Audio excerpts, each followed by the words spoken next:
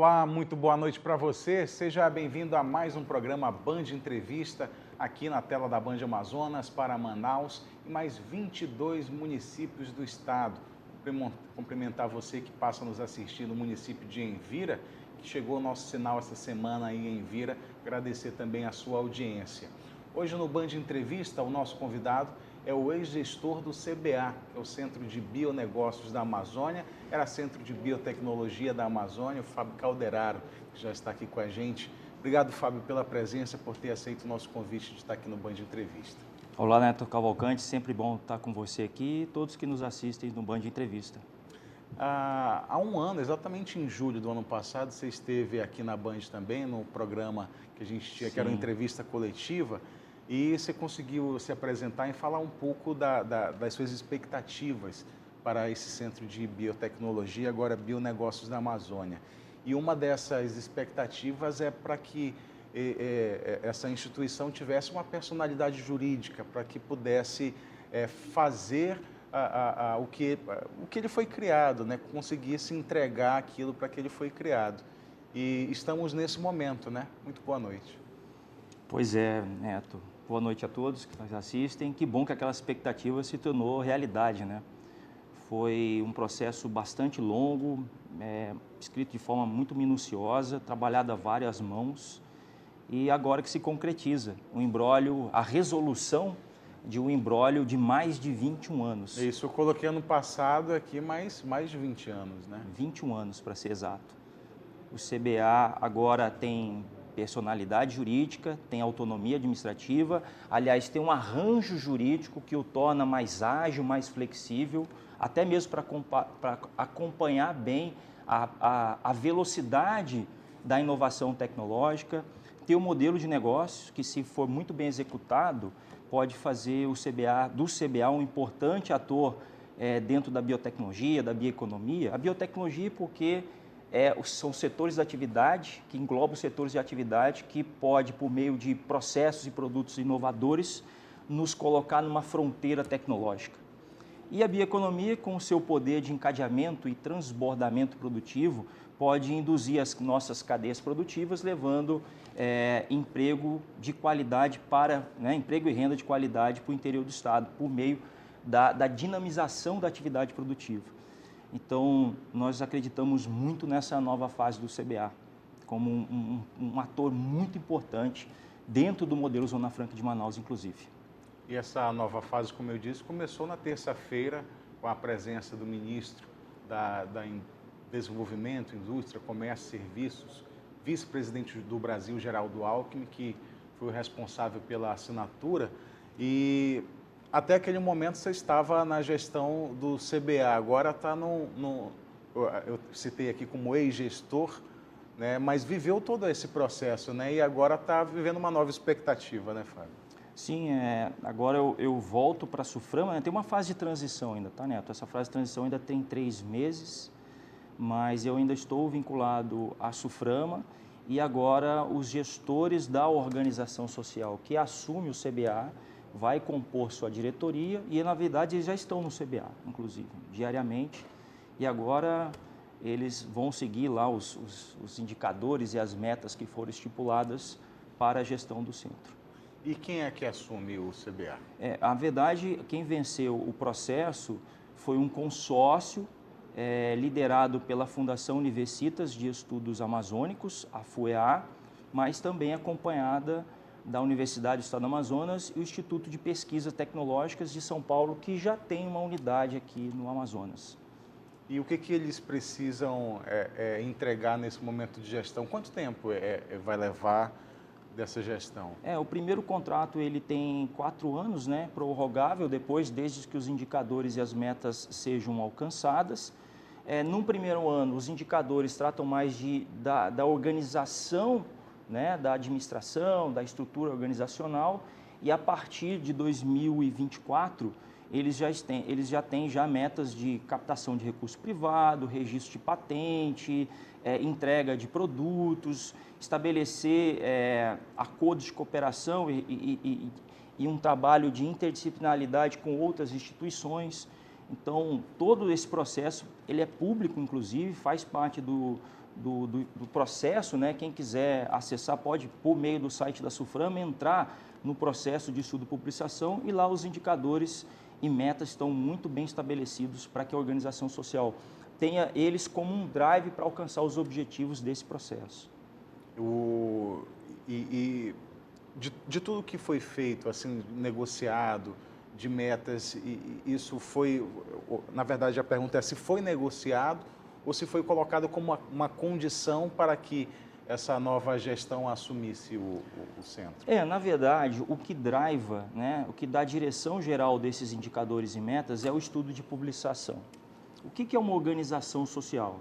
É um processo por meio do qual a União ela transfere a uma entidade privada sem fins lucrativos uma atividade não exclusiva de Estado, que nesse caso é a atividade de pesquisa, desenvolvimento e inovação. Então a União ela faz uma cessão, digamos assim, dessa atividade para um ente privado que é selecionado por meio de um chamamento público. Então esse estudo de publicação, ele diz quais são os objetivos, né, os objetivos estratégicos pelos quais esse processo foi iniciado. E, por óbvio, no contrato de gestão, esses objetivos serão materializados, pormenorizados, assim, digamos, em indicadores e metas. Mas eles também são negociados com a organização social. Até porque eles tiveram que ser, nesse primeiro ano, de certa forma, aliviados, porque o processo estava previsto para começar em janeiro, e nós já estamos em julho. Então, é lógico que a gente não pode cobrar como se tivesse um ano de exercício financeiro ainda. Então, eles foram aliviados no primeiro ano. Mas todos esses objetivos, eles visam, como diz, como uma organização social, ela tem um papel social. Existe uma importância não só para a União, para o Estado brasileiro, mas sim para a sociedade como um todo. Então, eles têm metas de depósito de patentes, criação de produtos biotecnológicos, parcerias com outras instituições, recuperação dos equipamentos CBA. Nós estamos falando de uma instituição que tem 21 anos, que tem equipamentos que precisam de manutenção, recuperação, prédio, infraestrutura. Então, essa recuperação do patrimônio que é público e dos equipamentos que lá estão, que também são públicos, faz parte do objetivo da gestão dessa organização social, né? Agora, Fábio, para exemplificar quem nos assiste, o papel do CBA de transformar o que sai da natureza em algo de tecnologia, algo que vai servir à indústria. Exato, Neto. Nós estamos numa região sui generis, né? Eu sempre falo. Nós temos aqui praticamente quase 40% da biodiversidade, da riqueza biológica, da biodiversidade do planeta. Grande parte do estoque de água doce, né? Reserva de carbono florestal. Nós somos uma região de uma beleza cênica, multicultural. Nós temos muitas Amazônias dentro da própria Amazônia. Nós temos uma marca muito forte, né?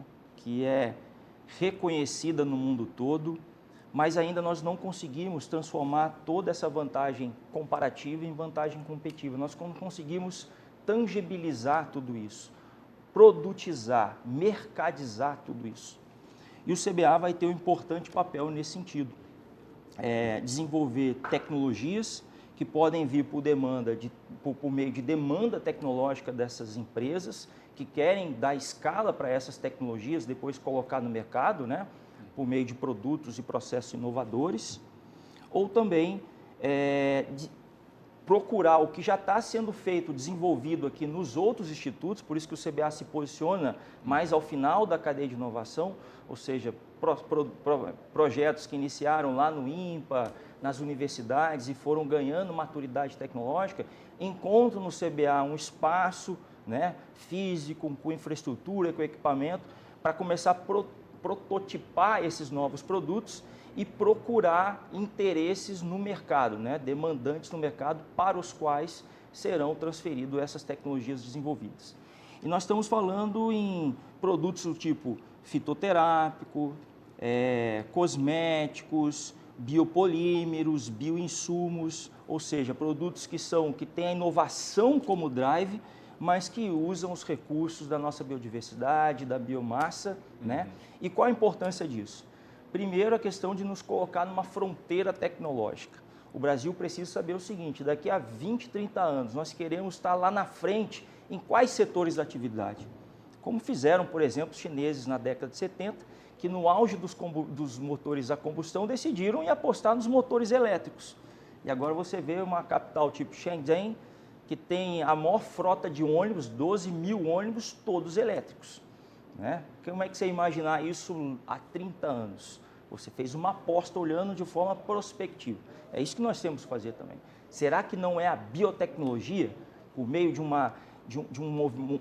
modelo de desenvolvimento schumpeteriano, que tem a inovação como drive, como carro-chefe, nos pode colocar na frente, na fronteira, na vanguarda tecnológica, talvez até mesmo sem concorrentes, porque nós temos insumos aqui, a nossa biodiversidade está aqui do nosso lado, essa riqueza da biomassa está aqui do nosso lado, no nosso quintal, na verdade.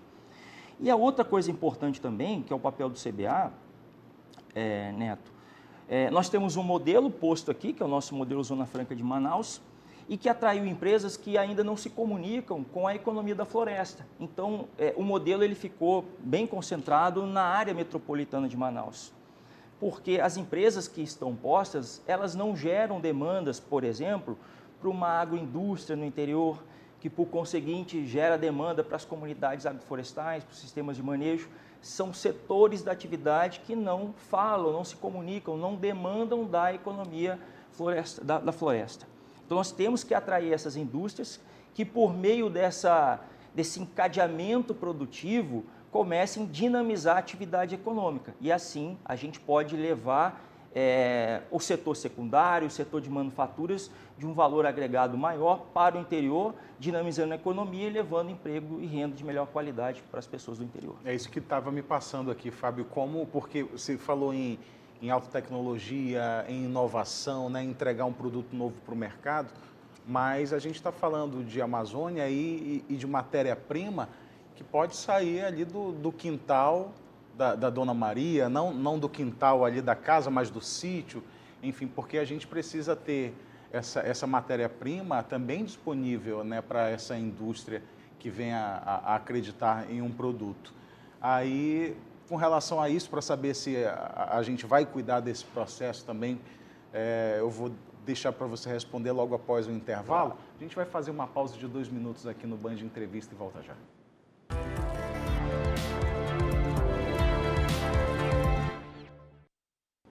De volta com o Band Entrevista aqui na tela da Band Amazonas, recebendo Fábio Calderaro, que é o ex-gestor do CBA, o Centro de Biotecnologia da Amazônia, que agora é Centro de Bionegócios da Amazônia.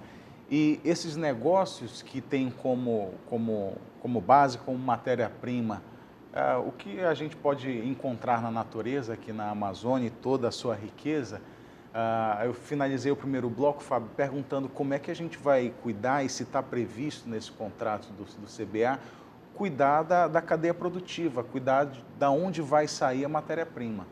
Neto, isso para mim é fundamentalmente importante. É lógico que nós temos o desafio de criar tecnologias que utilizam a nossa biodiversidade e a nossa biomassa para transformar em novos produtos e processos. Contudo, na nossa região, no meu ponto de vista, o maior desafio é a organização da cadeia de fornecimento. Então, para esses produtos que têm encadeamento produtivo, que depende de matéria-prima e a organização dessa cadeia de fornecedores, nós temos que acertar etapas iniciais de produção, que se elas não forem corretamente feitas, né, executadas, ela inviabiliza todo o processo produtivo. Vou dar um exemplo aqui, né? Aqui em Manaus nós temos startups que produzem um chocolate com cacau selvagem, né? Um chocolate de alto valor adicionado, que não é nem para competir com os chocolates tradicionais, mas é para alcançar mercado mais sofisticado, ele tem uma concentração maior de cacau, enfim, é para colocar um chocolate mais sofisticado.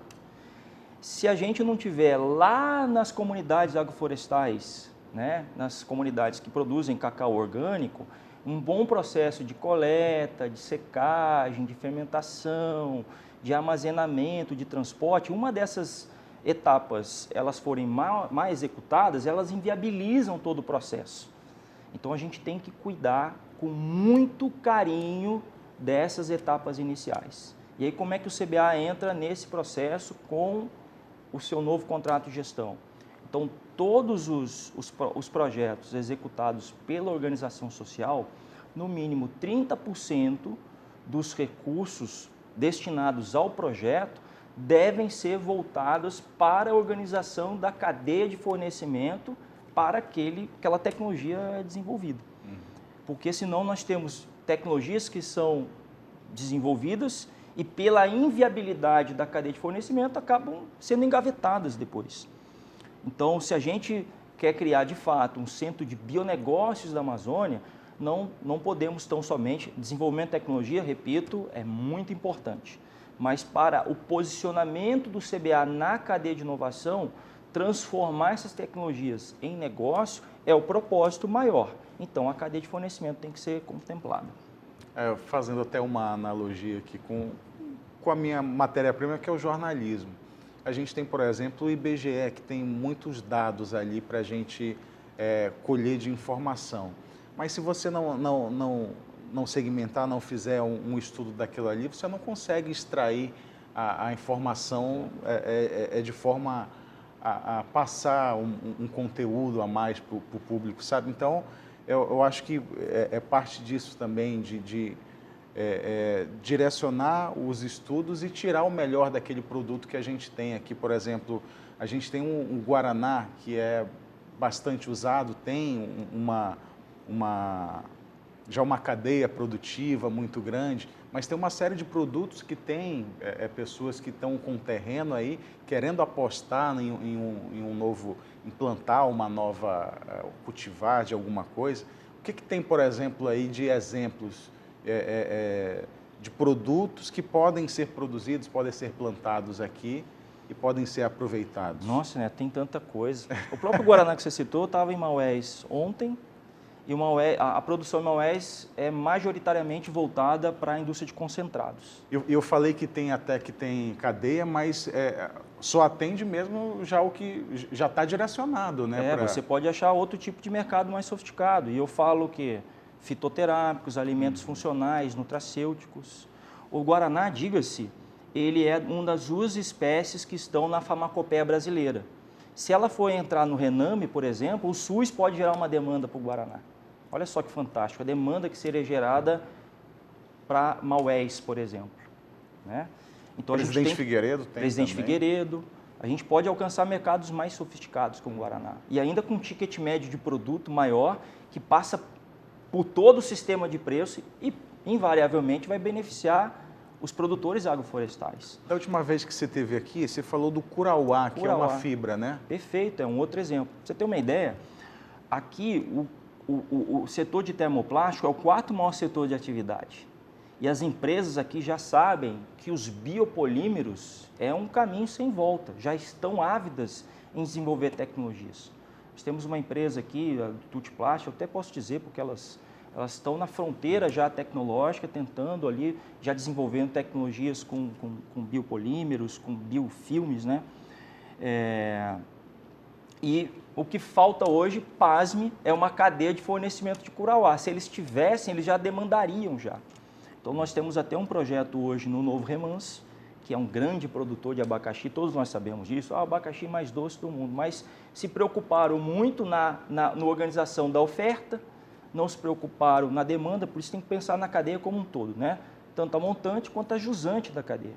E aí todo mundo produzindo abacaxi, identificação geográfica, mas o abacaxi tem um shelf life muito curto, ele é muito doce, por isso ele escurece demais, não fica palatável ali para o mercado. E aí ficou ensimesmado a venda do abacaxi na área metropolitana de Manaus. O que a gente mais via não aqui... consegue ir longe, né? O que a gente estraga, via aqui nas ruas era abacaxi 3x10. E depois da pandemia, os produtores muito alavancados, o abacaxi está até difícil de achar agora. O que nós queremos fazer é uma outra cultura, com o curauá, que é um primo do abacaxi, mas que tem uma demanda da indústria, que é uma demanda mais planejada, né? E como é que isso acontece? O abacaxi, o curauá, que tem a fibra mais resistente que se tem conhecimento, pode substituir as cargas que vão no compósito polimérico, né? Então, substituir fibra de vidro, talco, mica, e aí com uma demanda mais planejada da indústria. Então, hoje, essas indústrias daqui, elas estão ávidas a incorporar o Curauá nos seus compósitos, contudo, não tem fornecimento de matéria-prima. Então, esse é um dos objetivos, organizar a cadeia de fornecimento. E a gente cuida, por exemplo, para que nosso vizinho aqui, uma Colômbia, produza o Curauá, ou que vá para a Malásia, como fez com a nossa borracha? Não. Até bate aqui, vamos deixar não que a tecnologia... Ser pessimista, não, vamos deixar a tecnologia aqui, vamos desenvolver aqui. O Curauá é uma planta que ela é muito fiel às características daqui. É lógico que outrora já se falava que o látex era, né, era fiel à característica e a tecnologia adapta, né, domestica as espécies a outras regiões. Mas a gente tem que correr contra o tempo para que nós não sejamos sabotados, né, com esses insumos que as tecnologias devem ser aqui desenvolvidas. Agora, Fábio, a gente está falando, claro, do potencial da nossa floresta e o nosso potencial humano, pesquisadores para tocar isso. Nós temos aqui dois centros, dois institutos, digamos assim, né, programas, melhor dizendo, que formam biólogos, né, o pessoal da biotecnologia, que é o programa Bionode e o programa Biotech. Eu até sou aluno do programa Biotech, da UFAM. Hoje, Neto, é lógico que a gente tem que formar ainda mais profissionais, mas no caso da biotecnologia, eu vou fazer uma comparação, antes de falar da biotecnologia, eu vou falar de outro setor. Como uma política pública bem direcionada tem efeito positivo. Tente contratar um desenvolvedor de software aqui. Você não acha. E se achar, acha a valor de ouro. Sim. Inclusive, para o nosso site aqui, os profissionais são de São Paulo e Recife. Mas isso acontece porque, por conta da lei de informática, os institutos absorvem toda a força de trabalho disponível. Isso é um problema bom. É um problema, agora tem que formar, nós temos que formar mais profissionais. E a UFAM e a UEA têm cursos excelentes na área de tecnologia da informação e comunicação, bem conceituados, diga-se. Agora, para biólogos, químicos, né, os profissionais de biotecnologia, eles não conseguem ser absorvidos pelo mercado de trabalho, porque nós não temos empresas de fitoterápicos, de química fina, de alimentos funcionais, nutracêuticos, cosméticos. Então, eles praticamente são absorvidos pelos programas de bolsa que existem via FAPEAM, FINEP, né? Então, nós precisamos fazer um trabalho voltado para a prospecção comercial dessas empresas para cá, né? A gente sempre fala, eu acho que até deposita-se até uma esperança um tanto que inocente no CBA, que o CBA per si, com personalidade jurídica, com recurso, autonomia administrativa, vai startar a biotecnologia, a bioeconomia. Eu acho que não. O CBA é tão somente um instituto tecnológico que transfere tecnologia para o setor privado ou dele recebe encomendas tecnológicas. Mas nós precisamos ter essas empresas âncoras aqui que gerem demandas não só para os institutos de tecnologia, absorva mão de obra, né, contratação de força de trabalho especializada, mas que também demande das empresas nascentes de base tecnológica, as startups que resolvem dores específicas dessas empresas âncoras. É como se fosse um ecossistema de inovação, é como se fosse um trem mesmo. E a locomotiva são essas empresas âncoras. E quem é que deve prospectar isso? A Suframa, junto com o governo do estado, um trabalho focado de prospecção comercial. Isso a Suframa já vem fazendo muito bem. O superintendente Bolso Saraiva, ele ciente disso, ele já tem feito um trabalho focado de prospecção comercial dessas empresas que conversa com a economia da floresta, né? Que vai endogenizar, digamos assim, a economia nossa, nossas cadeias produtivas. E o governo do estado também é um importante ator nesse sentido. Fábio Calderaro é o ex-gestor do CBA, o Centro de Bionegócios da Amazônia. Muito obrigado, Fábio, por mais uma vez aceitar o nosso convite e vir aqui na Band falar com o nosso público sobre esse assunto que a gente tinha tanta expectativa boa de que acontecesse logo e finalmente aconteceu, que é a personalidade jurídica, a possibilidade de ter os produtos da nossa floresta de forma com muita tecnologia e inovação agregando valor a isso. Muito obrigado. Obrigado, Neto. Muito bom estar sempre com você e com todos da Band Entrevista. E a partir de agora? Agora é achar outra coisa difícil para fazer. Como diz na minha terra, coisa fácil é bobagem. Foram quantos anos de... Completei 4 anos na Suframa, né, com a responsabilidade do CBA, mas esse processo do CBA, ele completou 3 anos. Né? 3 anos. Finalizado em 3 anos. Parabéns mais uma vez pelo trabalho, sucesso aí na carreira mais uma vez e que a gente possa continuar vendo o CBA dar frutos aí, que a gente possa falar muito mais ainda nesse Centro de Bionegócios da Amazônia. Obrigado mais uma vez, viu? Obrigado. E muito vida longa e muito sucesso para o novo Centro de Bionegócios da Amazônia. Ah, certo. Vida longa ao CBA. A você, muito obrigado por continuar aqui com a gente até essa hora aqui no Band Entrevista. No próximo domingo a gente está de volta. Agradeço mais uma vez pela sua audiência. Até lá, boa noite.